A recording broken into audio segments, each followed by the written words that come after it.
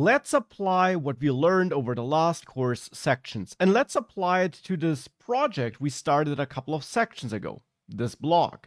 There we did add templates and static files and views, but we're just working with some very static dummy data here when it comes to our posts. All the post data is just managed in one list of dictionaries here. Author data is hard-coded as strings for those posts, and that's therefore not very realistic. If we build a real blog, we as the owner of the blog probably want to use the admin interface Django gives us, and we want to use that interface to manage our blog posts. Therefore, our blog posts should be represented as models, and we might need more models to, for example, have uniquely identifiable authors, or any other data requirements we might need for this blog. Therefore, that's what we're going to dive in this course section. We're going to apply what we learn by applying it to this blog, and we're going to define our data and model requirements. We're then going to add those models and any relationships that might be needed, just as we learned it over the last course modules. And we're going to adjust our views and templates to also take advantage of those new models and of that database being there for us. Now, in the next course lecture, we're going to define the data requirements, and I recommend that you definitely follow along with that lecture, but thereafter I do recommend that you try implementing everything on your own first, before you then follow along together with me to implement all those things together. But definitely dive into the next lecture first. So let's get started applying what we learned. And for that, let's define the models we'll need. Let's define our data requirements. Now, if we have a look at our dummy blog data, at this list of dictionaries which we have thus far, then it's probably fair to say that we'll need a couple of posts in our application, in our website, a post model which allows us to store post data in the database.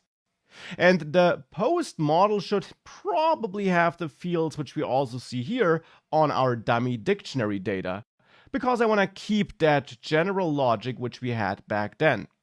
Therefore, the center of our data requirements is the post model, where we want to have a title, an excerpt text, an image name, a date, a slug, and the content of the post that should be managed by the model and therefore ultimately by Django. But that's not all. To also apply what we learned and make this maintainable and scalable, I also want to add an author model. Because I think with that we can ensure that we could have multiple authors in our blog, which we can add to the different blog posts, and we don't have to type the author name all the time. Also because that's error prone, as highlighted in the last course section, because, for example, if I type my name as Max sometime and Maximilian at other times, then I have two different authors in my posts if I just store the text there, even though it's always the same person, me. So that's why I want to have a separate author model that should store the first name, the last name, and let's maybe also say the email address. So that theoretically, once we render our blog posts in the template and we output that author data, we could make the author name clickable and open the email client of the user if we want to. Now, authors and posts should of course be related, and we have a one-to-many relationship here, because one post is written by one author, but one author of course typically has written more than one post. One author may have written many posts. That's why it's one-to-many. One author, many posts, one post, one author. Now I also want to introduce a brand new piece of data, which we don't have in our blog thus far. And that would be the tag data model. A tag should be a fairly simple model which just has a caption, some text like new or hot or featured. And those tags should be addable to posts. Here, I want to have a many-to-many relation because one post could have multiple tags, but one tag can also belong to multiple posts. There can be multiple posts highlighted as featured with a fitting tag. And of course, one post can also have the new and featured tag at the same time. That's why it is many to many. So these are the data requirements which I now want to implement throughout this section.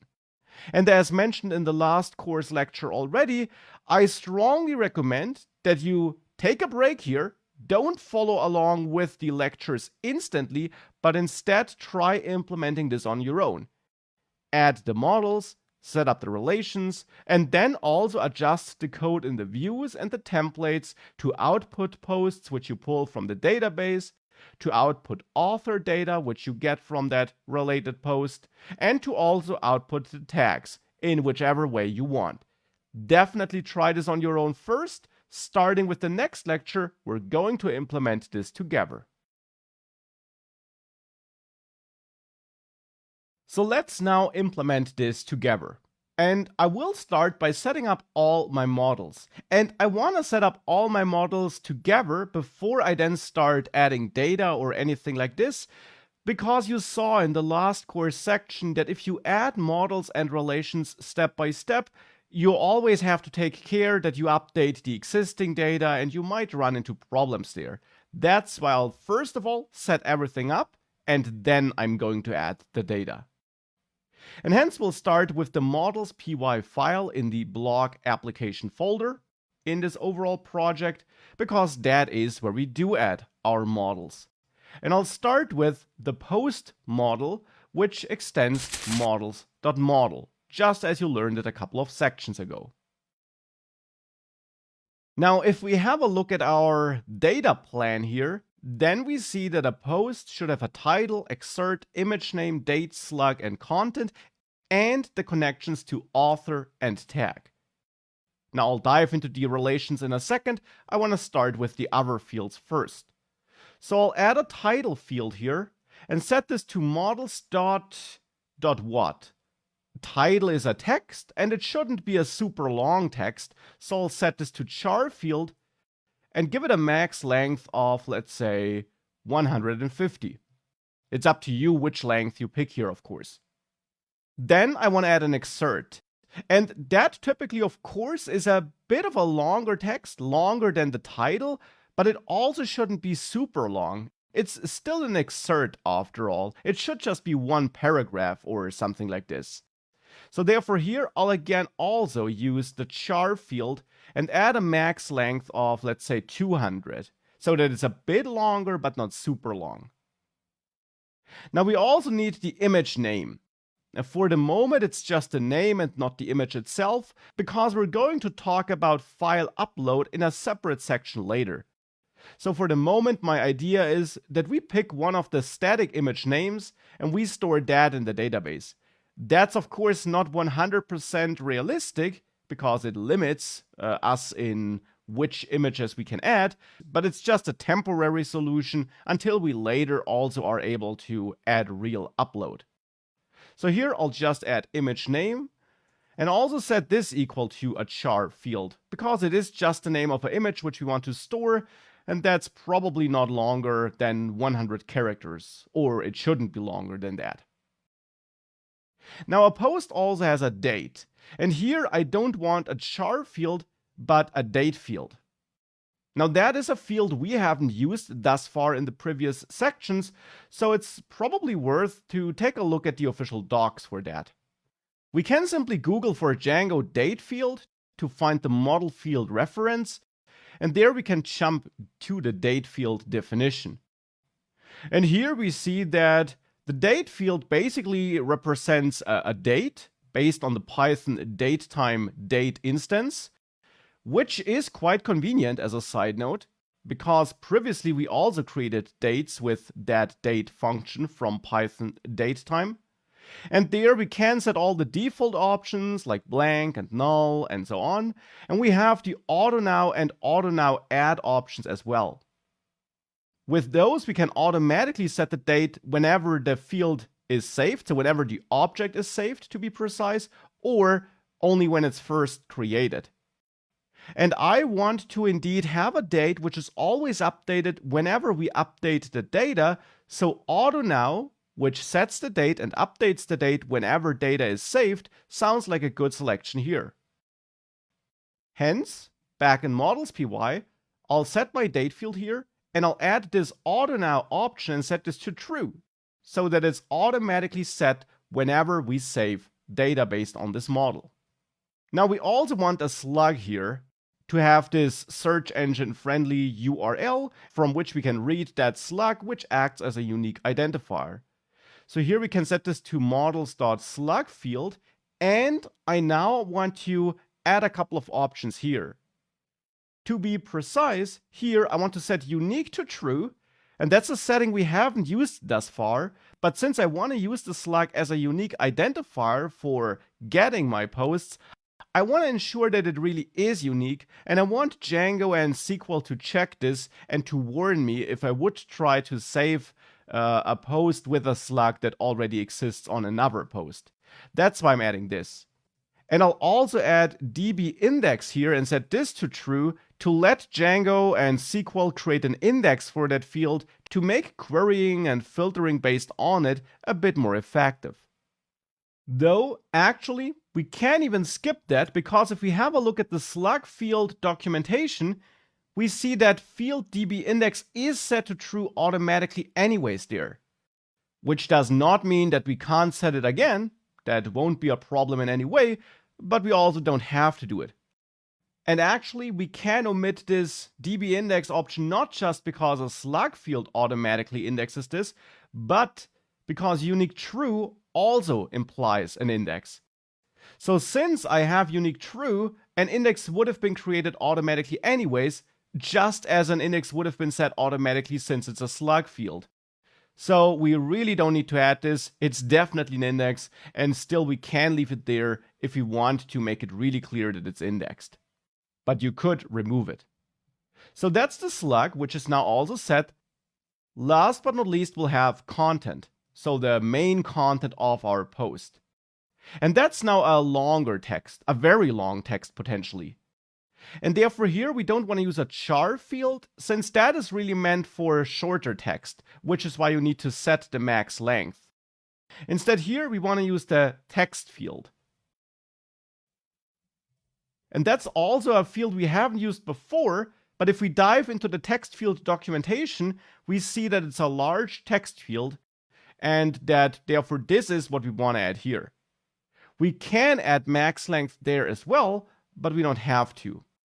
And instead here I'll add validators, which you don't have to, but which I want to add here, to make sure that we actually have a min length validator, which I need to import from django.core.validators. And there I want to import the min length validator and initialize this here, instantiate min length validator, and expect a min content length of 10.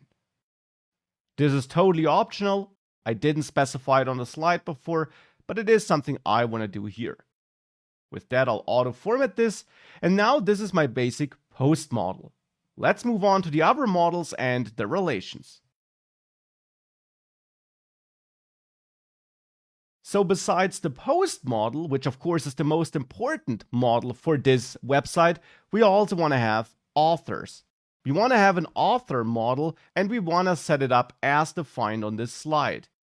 Hence, back in the models py file, we can add class author and extend models.model. And here, I now want to set up a first name, which is a char field with a max length of, let's say, 100. And basically repeat this for the last name as well. And then let's also add the email address. And for this, we could add another char field, since the email address is just text in the end. But conveniently, Django has an email field which we can use instead. And again, if we search for email field here to read more about that, we see that in the end, this is a char field which just automatically validates the input and checks if it is a valid email address. So when we later use the admin panel, we'll automatically get email address validation, which of course is very convenient. And if we would try to save data in the database, which is not an email address, if we would try to save such data through that model, it would fail. So this is now my author model, and therefore it's now time for our first relation. For this one-to-many relation which we have between author and post.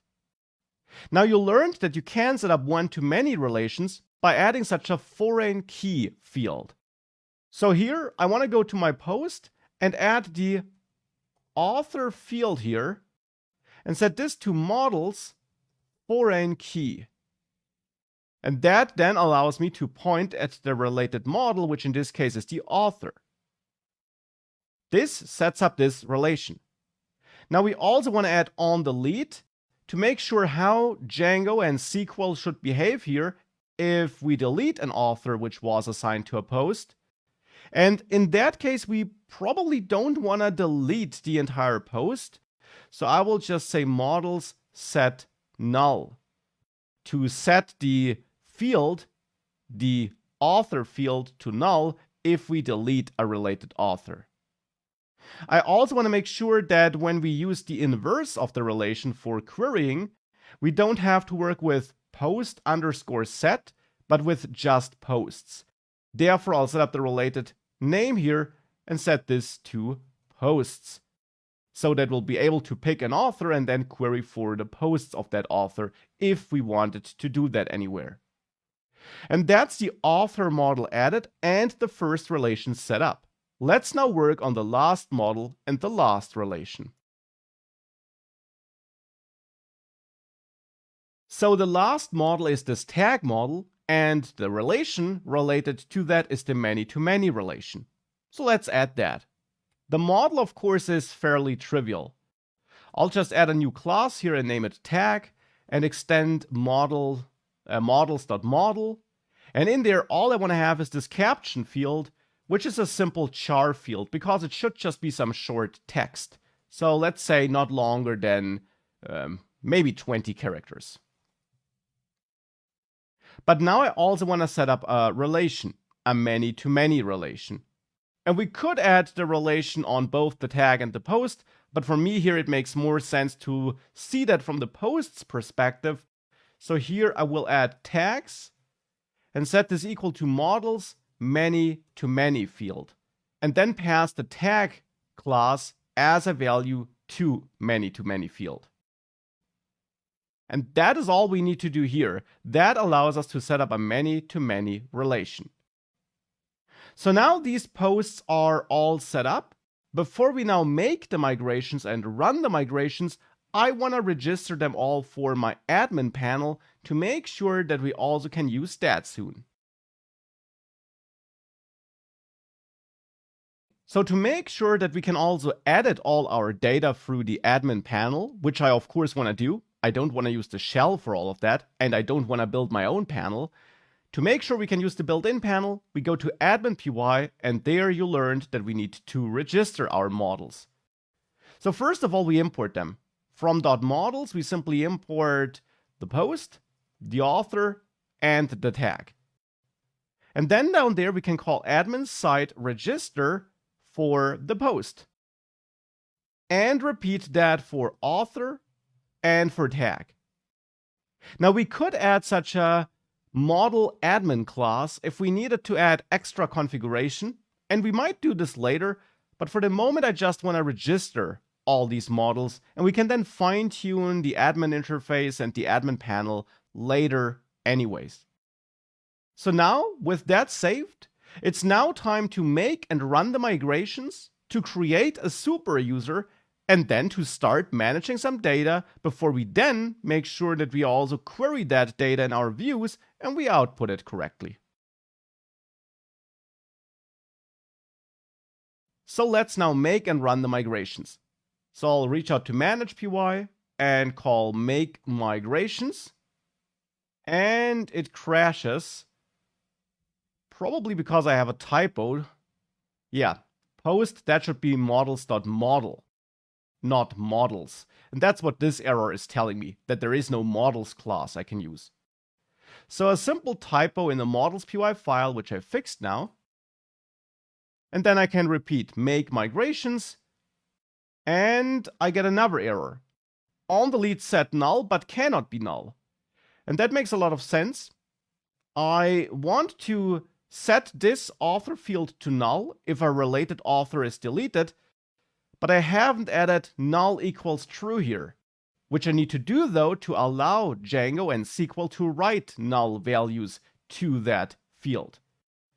So now I add null equals true here, and now with that, we can again try making those migrations.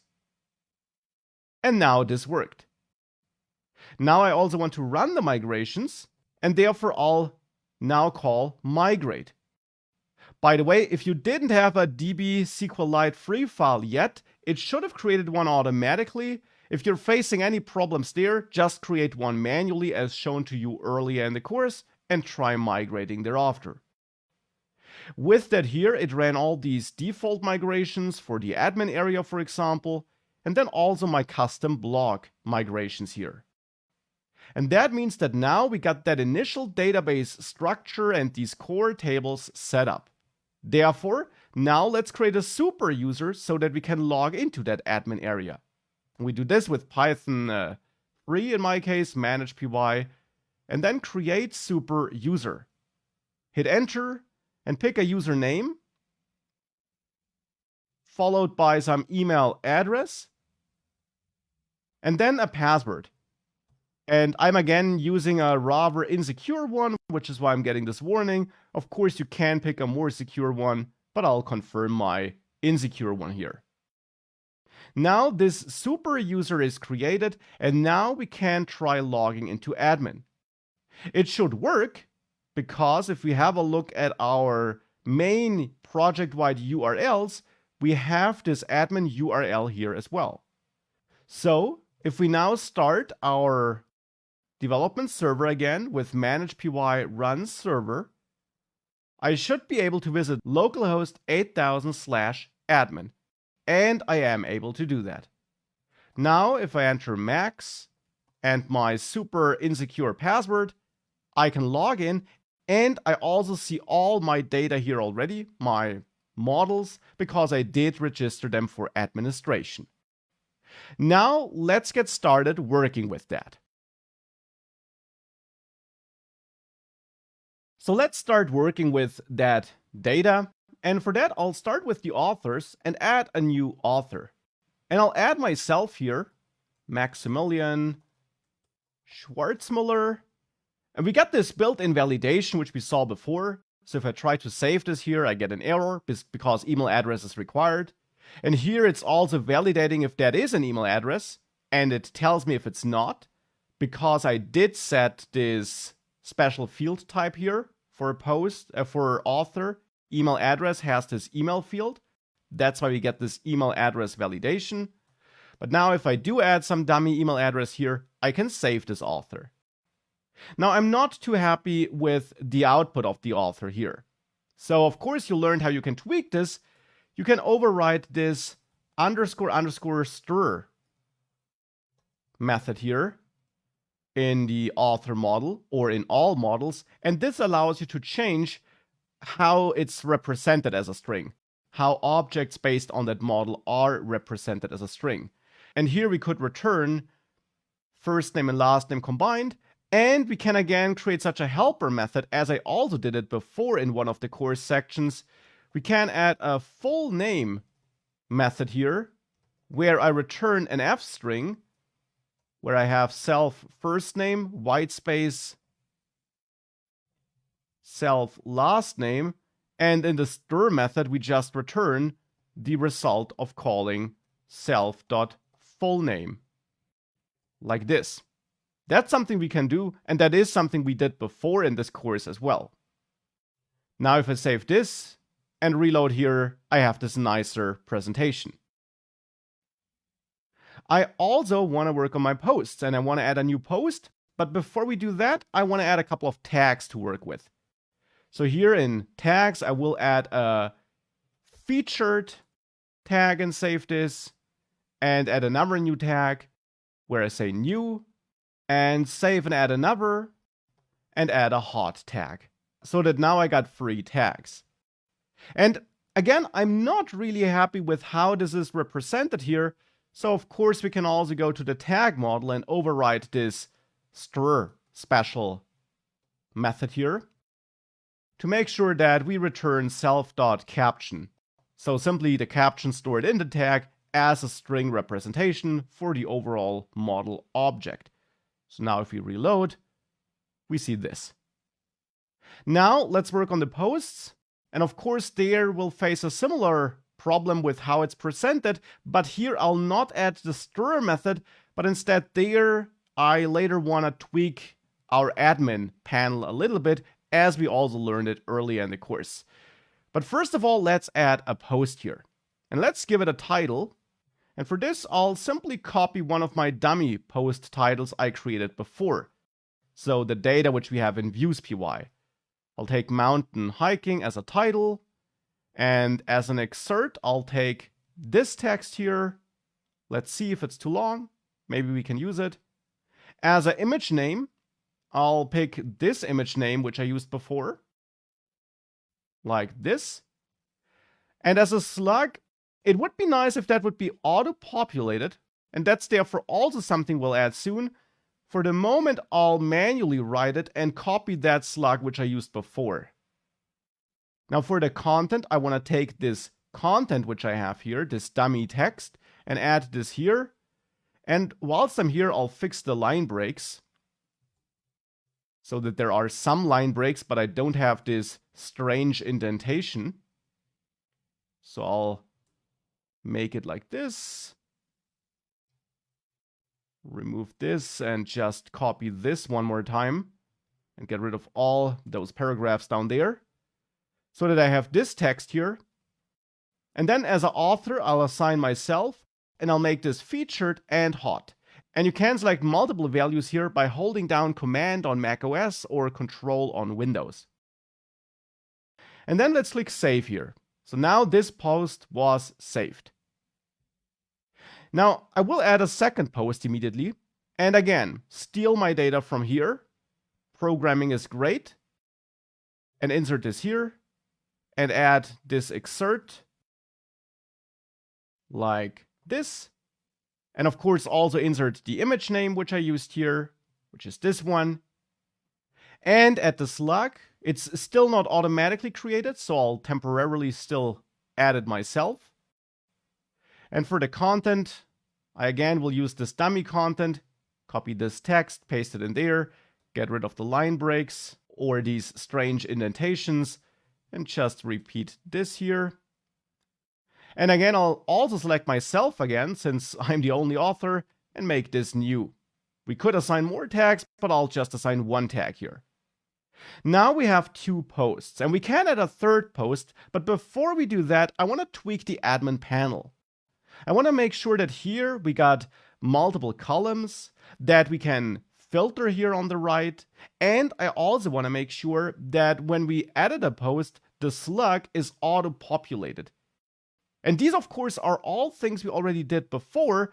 I just want to implement them again so that we again see them in action and we practiced what we learned.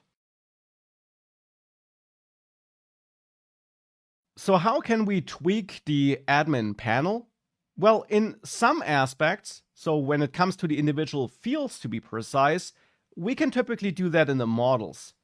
There we have various extra options which we can set, like editable equals false, which of course I don't want to set here. But we got some field-specific options which affect the form where the field is rendered here in our model when we work on the fields themselves. But I'm pretty happy with what we have there. There are some settings we can add here. You can always dive in the official docs to play around with all possible options. But I want to set some admin-wide settings, to be precise, settings which affect this page where we see all the posts. And for that, we go to admin.py and we add a new class here. We add a post admin class. Now this class name is up to you, but it should extend admin.modeladmin. And then in there, we can add a couple of settings. For example, we can add list filter to add a filter on this posts page and to specify by which fields we should be able to filter. And I want to be able to filter by author. That is possible, even though it's a related field. We can still filter by that. And I want to be able to filter by date and by tags, let's say. These are the three fields which make the most sense to me here. Hence, we set this to a tuple where we simply add those field names. So author, tag, and date, like this. I also, as I said, want to display a couple of columns here so that we don't just have these post objects here, but instead we maybe show the title, the date, the author, something like this. Hence, I'll add list display, which is the setting for that, where we then add title, author, and maybe date as a second value like this. And as explained earlier in the course, these field names which you specify here, of course, have to be exactly the same field names you have in your model class. Now with that, we need to make sure that we also load this post admin class, so to say. So when we register post, we now pass post admin as a second argument. And with that, we can save this and get an error because Django thankfully checks what I set up here. And I just emphasized that you have to use the exact same names. Well, there is no field name tag. It's tags with an S. So of course it should be tags here as well. So now save this, and thankfully Django has this check.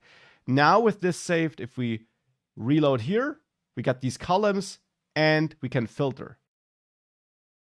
Now we can automatically sort by these columns here, by the way. And with that, this already looks much nicer, I would say. Now I also want to make sure though that when we add a post, the slug is filled out automatically. We can still override it manually then, but it should be pre-populated automatically. And for this, we can add pre-populated fields. And this takes a dictionary as a value, where we use the field that should be pre-populated as a key. So in this case, the slug field, using that field name here. And then, as a value, we have a tuple of all the fields that provide the values for pre-populating that slug field. In this case, just the title. Again, save this. And now if we reload here, when we add a new post, if I type here, that slug gets filled out automatically. And with that, I'll then add my third and last dummy post here. Nature at its best. Like this. Add the excerpt. Like this. Then grab the image name, which is Woods JPEG, and some content. And here I'll again take one paragraph, add this here and get rid of these indentations. And then just again, if we want to repeat this multiple times like that. And pick an author, which again is me. Add a tag or multiple tags and save this. So now we have all those posts added, we have all that data added, and we are able to administer this as needed. Now, I of course want to make sure that if I go to localhost 8000 to my blog here, I no longer load that dummy data from that all posts list here, but that instead now in our views, we query the database with help of Django's models, and we display that model data. So that data coming from the database in our templates. So now with our models all set up and with some data being added for our admin view, I now want to make sure that for the front end of our blog, so what our users, our visitors see, we of course also now use that data from the database with help of the models. And currently in Views PY, we are of course using that dummy data, that all posts list with our dummy dictionaries. I will now remove that here, or I will at least remove those dummy posts in there. so that we can rule out that data is coming from there, because now the goal is to step-by-step migrate those view functions to use the models and get the data from there. And let's start with the function which is responsible for this starting page, where we also, of course, have these free blog posts. So this starting page function here. There, in the past, we basically sorted all posts by date with that getDateHelper function, and then we got the last free posts. Now, of course, the goal is now to use our model. And therefore, the first step is to import from the models file here in that directory, import the post model. And then in starting page, we can build a query as we learned it in the shell over the last sections. We can reach out to our posts with post objects, and we could get all posts with that all method here. We could also filter for posts if we wanted to, but here we don't really want to filter. We only have two restrictions, and that's a limit of posts which we want to fetch. We only want to get free posts, and we want to order our posts. Now for ordering, we can call order by.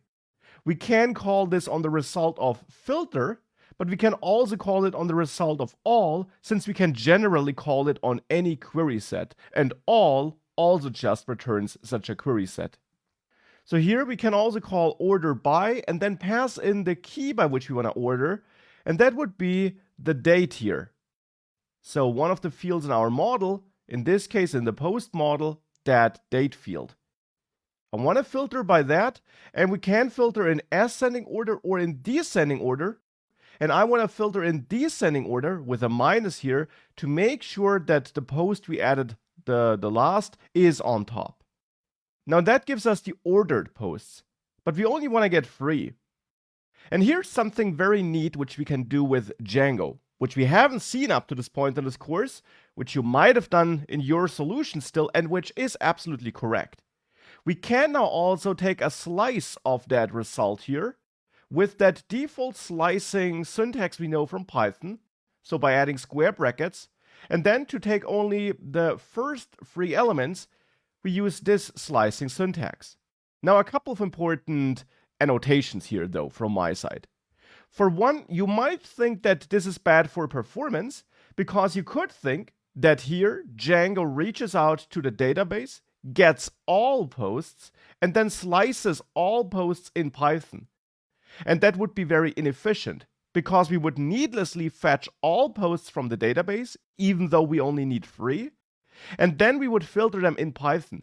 So we would get way too many results from the database, and then also have a performance hit when we filter or when we slice these results in Python. But thankfully, this is not what's going on. Django is smart, and it will actually convert this entire statement here into a SQL command. So it will not get all ordered posts, but it takes this slicing syntax also into account, and actually creates one long query, one long SQL query based on this entire line, where it already slices when fetching the data from the database.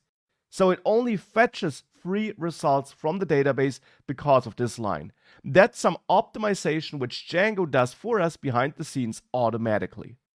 It is important to know though that for this, Django does not support negative indexing here. So -3:, as we did it before, would not be supported here.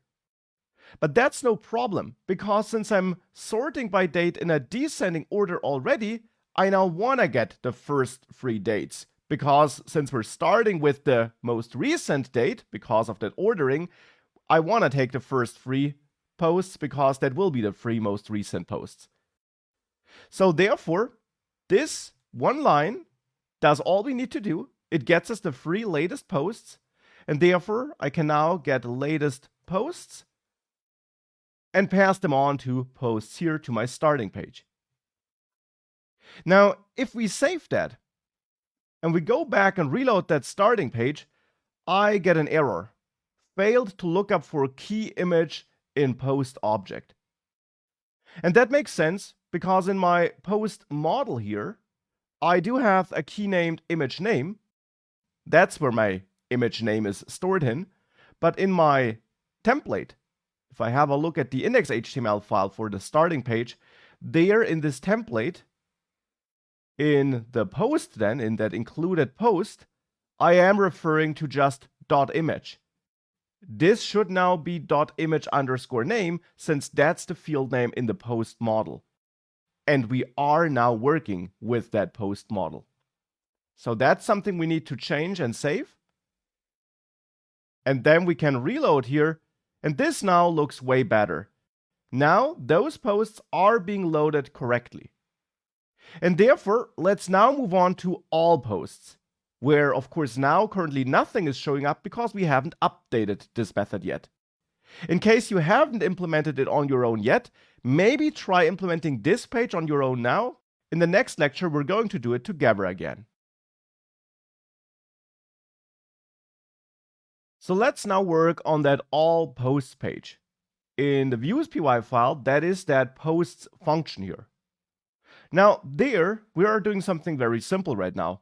We're passing this all posts list to the all posts variable in the template. Well, this all posts list is now an empty list, and therefore this won't work anymore. Instead, we now want to get all the posts from the database. And of course, that's fairly straightforward. We can add all posts here and keep that name if we want to, and then reach out to post, to the post model, objects, all. And this gives us all the posts. Now we can also sort those in any way if we want to, and actually I'll do that here. I'll also order those by date in a descending order to put the latest post first, but that's of course optional. With that, we're now having a list of all the posts from the database, and we're passing this to all posts in the template. So now if we save this, and we reload this posts page, we see all 3 posts here. Now for a single post. If I click on that single post, we get an error, and that makes a lot of sense because we're clearly failing to fetch that single post now. So now we want to work on post detail. And there, before, we basically worked with all posts to find that one post with the correct slug. Now, of course, that's not what we want to do anymore. I want to get rid of that line of code here. And we can now also get rid of all posts altogether here, since we're not using that anymore. We can get rid of that datetime import, since we're not using the date function here anymore. And we can get rid of that helper getDate function as well, to slim this file down. And now back in post detail, I still want to get my identified post, so this name which I used here. And now I want to get a single post. And you learned how that works.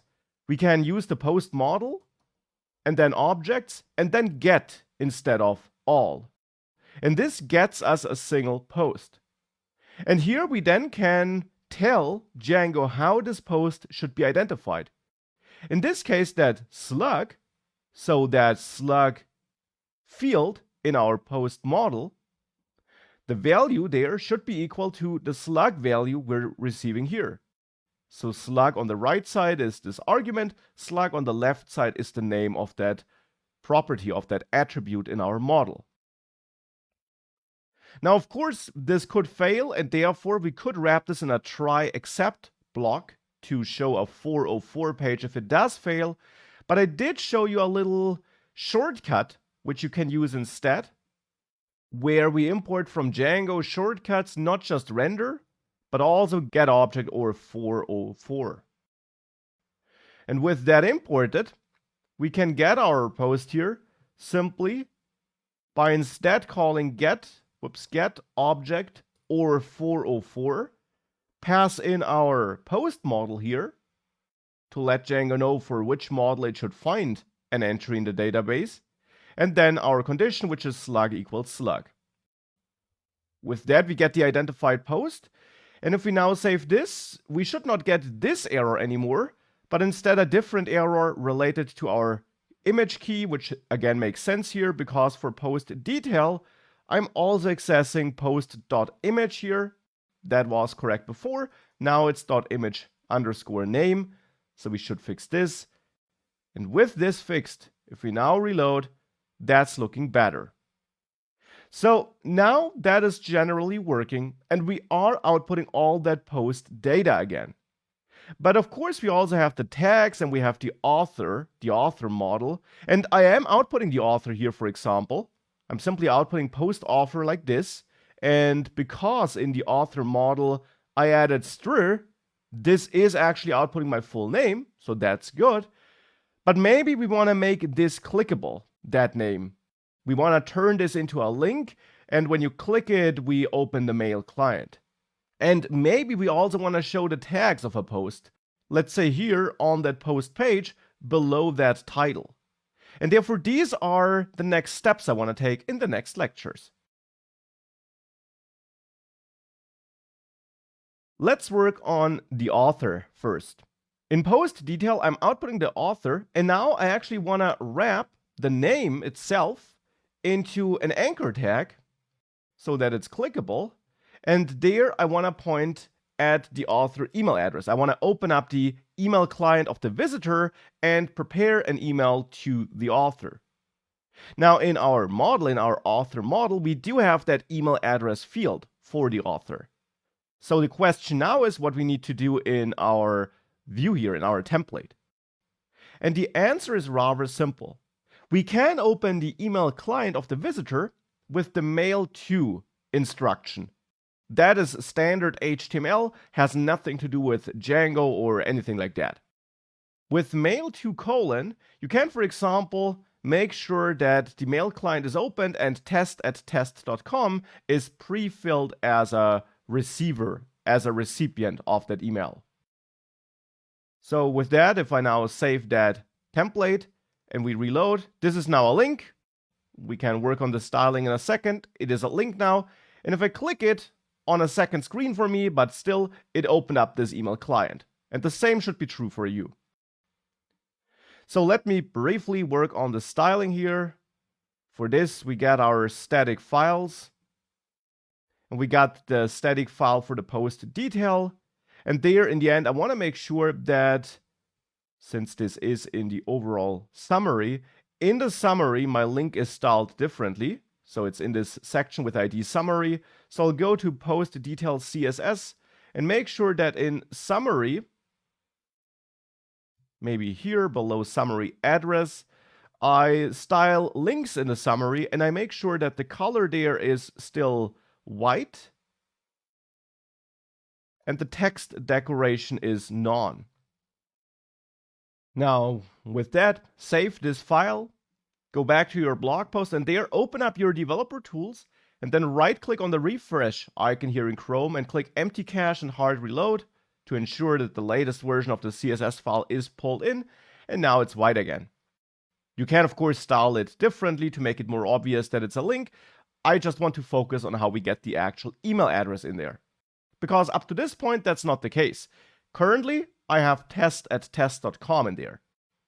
But now we can use this interpolation syntax with the double opening and closing curly braces here inside of the value of this ref attribute, and then point at post.author.email_address, so at this email address field.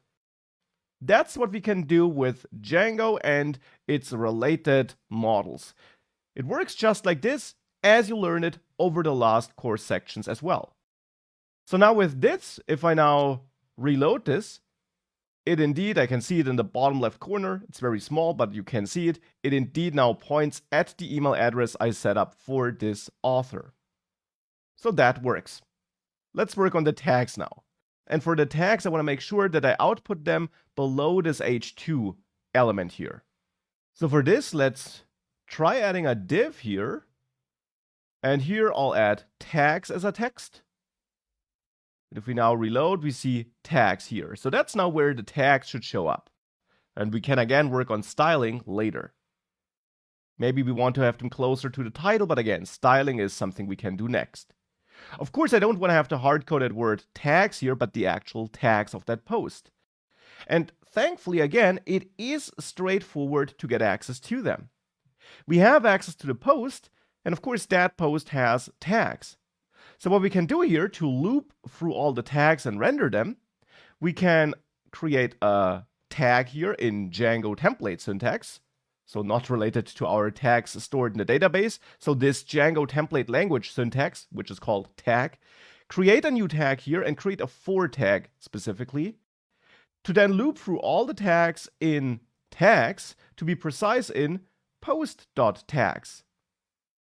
Our post has a tags key because our post model has a tags field, which is this many-to-many field.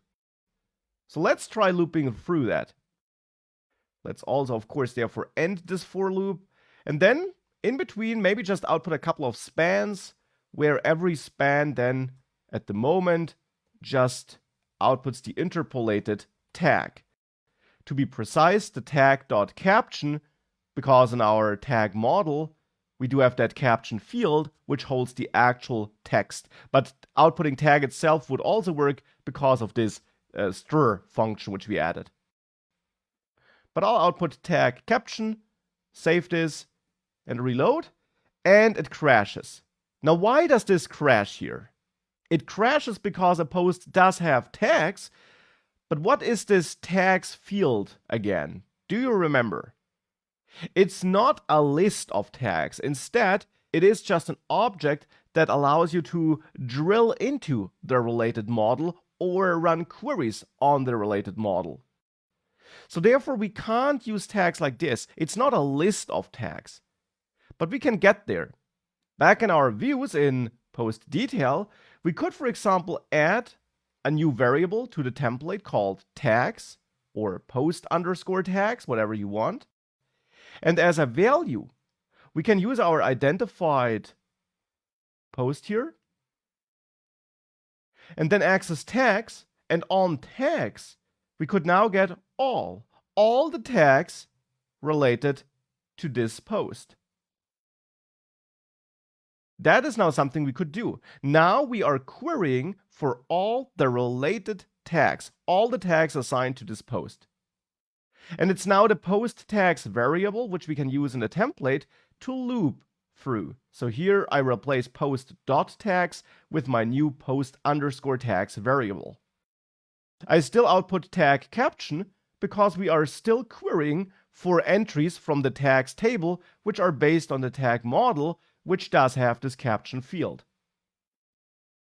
So with that, if we save all of that, also the template, if I reload here, this works, and it's outputting featured and hot. Now, of course, to finish this up, we might want to work on the styling here. And for this, I'll just give this span a CSS class of tag, so that we can select it in our CSS file and apply styling. And I also want to give this title some styling again to remove the margin to the bottom. So in post details CSS, on the h2 tag here, I want to go to margin bottom and set this to 0.25 rem, which should be less than it's currently. And then at the bottom of this file, maybe I want to add this new tag class, which we added to the tag span. And there, give them a background color of, let's say, white, a text color of this purple color, which we're using. So let's say this purple color from the main navigation. Apply this as a text color for the tags. Give them some padding. So let's say 0.5 rem top and bottom, 1 rem left and right. We'll see if this works. And then also give them rounded corners, maybe. Like this. Save that. Open up the developer tools again to hard reload with a right click to load that latest file. And now we got these tags here. And that's looking quite okay, I would say. And therefore now we also use all that data in that blog. So in this course section, we worked on the blog and we made sure that we now do actually use models, that we now use a database in the end. We defined models for post, author, and tag, and we connected them through relations with one-to-many and many-to-many relations to be precise. We applied what you learned over the last course sections, and of course we did not just create those models and manage those models with the admin panel here, though we also did that, of course. But in addition, we also adjusted our main application logic. We worked on the views here and make sure that we use our models there as well, so that we get our data from the database with help of this Django model concept. We're getting all posts and we are ordering them, for example. We are also getting some posts with this special syntax, with that slice syntax to limit the number of posts we're fetching. And we're getting the single posts, and we're also drilling into related models. And this hopefully is all relatively straightforward at this point, because we've been doing this over and over again, and in a nutshell, that is how you do work with models and with data in Django projects, no matter what you're building. So now we got this important foundation, and we can now move on and dive into other key concepts which you will also very likely need, or at least have a look at, in most projects you're going to build with Django.